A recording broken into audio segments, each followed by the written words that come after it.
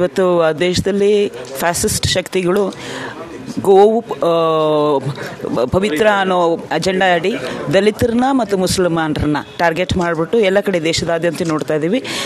ದಲಿತರ ಮೇಲೆ ಹಲ್ಲೆ ಆಗ್ತಾ ಇದೆ, ದಲಿತರ ಕೊಲೆ ಆಗ್ತಾ ಇದೆ, ಮುಸಲ್ಮಾನರ ಕೊಲೆ ಆಗ್ತಾ ಇದೆ, ಮುಸಲ್ಮಾನರ ಮೇಲೆ ಹಲ್ಲೆ ಆಗ್ತಾ ಇದೆ. ಅದರಿಂದ ಇವತ್ತಿನ ನಮ್ಮ ದೇಶದಲ್ಲಿ ದಲಿತರು, ಅಲ್ಪಸಂಖ್ಯಾತರು ಮತ್ತು ಪ್ರಗತಿಪರರು ಎಲ್ಲರೂ ಒಗ್ಗೂಡಿದ್ರೆ ಮಾತ್ರ ಈ ಫ್ಯಾಸಿಸ್ಟ್ ಶಕ್ತಿಗಳ ವಿರುದ್ಧ ಹೋರಾಟ ಮಾಡೋದಕ್ಕೆ ಸಾಧ್ಯ ಅಂತ ಅನಿಸುತ್ತೆ. ಅದರಿಂದ ಇವತ್ತು ಎಲ್ಲರೂ ನಾವು ಜೊತೆಗೂಡಲೇಬೇಕಾಗಿದೆ. ನಾವೆಲ್ಲ ಒಂದೇ ಅಂತ ಗೊತ್ತಾಗಬೇಕಾಗಿದೆ. ನಾವು ಇವತ್ತು ಜಿಗ್ನೇಶ್ ಮೇವಾನಿ ಅದೇ ಮಾತಾಡ್ತಾ ಇದ್ರು, ನಾವು ಬರೀ ಮುಸಲ್ಮಾನರಲ್ಲ ಅಥವಾ ನಾವು ಬರೀ ದಲಿತರಲ್ಲ, ನಾವು ಈ ದೇಶದ ಪ್ರಜೆಗಳು ಕೂಡ. ನಮಗೆ ಈ ದೇಶದ ಪ್ರಜೆಗಳಾಗಿ ನಮ್ಮ ಹಕ್ಕುಗಳಿದೆ. ನಮಗೆ ಬರೀ ನಮ್ಮ ಮೇಲೆ ಆಗ್ತಿರೋ ಅನ್ಯಾಯ ಮಾತ್ರ ಅಲ್ಲ, ನಮ್ಮ ಹಕ್ಕುಗಳು ಇದೆ. ಆ ಹಕ್ಕುಗಳು ನಾವು ಕೇಳಬೇಕಾಗಿದೆ. ಅದು ತುರ್ತಾಗಿ ಆಗಬೇಕಾಗಿದೆ.